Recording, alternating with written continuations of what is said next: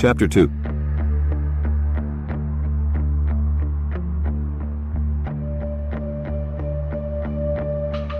We were designed to be a unique democratic republic.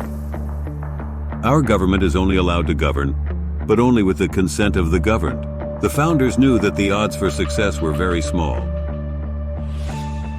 In the entire history of the world, we were the first to attempt it on a large scale. They understood from the beginning that it was going to be a balancing act, which is why so many seemingly strange and undemocratic compromises were made. Without them, without the blend of patriotism and greed that occurred during that period of time, there would be no America at all. They gave us the start. They gave us the tools. They gave us everything necessary to build this nation. It is up to us, all of us, to pick up these tools and get back to work. Their legacy is our duty. And with the 2024 presidential election looming ahead, it is urgent that we all get busy. Rights of United States citizens. Vote in federal elections. Serve on a jury. Bring family members to the United States. Obtain citizenship for children born abroad.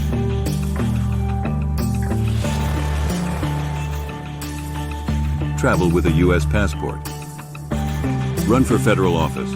Become eligible for federal grants and scholarship, and all the other rights not given to the federal and state governments. Responsibilities of U.S. citizens. Support and defend the Constitution. Serve the country when required. Participate in the democratic process. Respect and obey federal, state, and local laws. Respect the rights, beliefs, and opinions of others. Participate in your local community. Don't be distracted or fooled by the outrage of the day. They, and the people that try to scare us with these news stories, are designed to distract you from working on and fixing the real underlying problems. They are used to make money, get votes, and boost ratings. Unless you are watching the weather report, they aren't there to help. And the way the weather is presented, you will get eye candy, but not much else. Reporting by standing out in the middle of a hurricane or in a blizzard in North Dakota is just grandstanding for more ratings and hasn't added any value since the advent of live broadcasting during the Eisenhower administration. There are a number of very important but basic tasks that must be accomplished to put our nation back on the right track.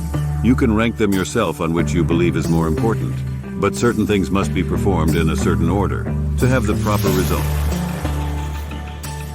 Our federal government is badly broken, and the rot has metastasized throughout our nation, all the way down through state and local governments. The only constitutional fix left for us is the active institution of Article the 1st. Congress must be totally changed and restructured first, before any other changes can occur, and here's why. The federal legislative branch consists of two branches, the upper house known as the Senate, and the lower house known as the House of Representatives. The executive branch consists of the President and his cabinet and the Vice President, who also presides over the Senate.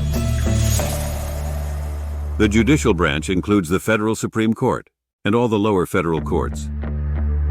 I've put the three branches together because under the Constitution, they are supposed to be equal and are there to balance each other and to take action when things get out of whack. Things are now so out of whack, even the Aflac duck was forced to call the whole situation foul and quit. It's time for we the people to stand up and whack it back into shape.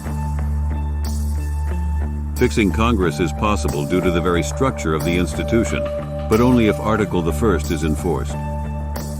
Inside the House and Senate there exists a very strange place. Indeed, in these chambers, outside rules and laws don't apply.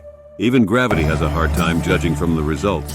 They make their own rules out of that singularly strange atmosphere that exists within that hallowed edifice and can change them whenever the political winds change.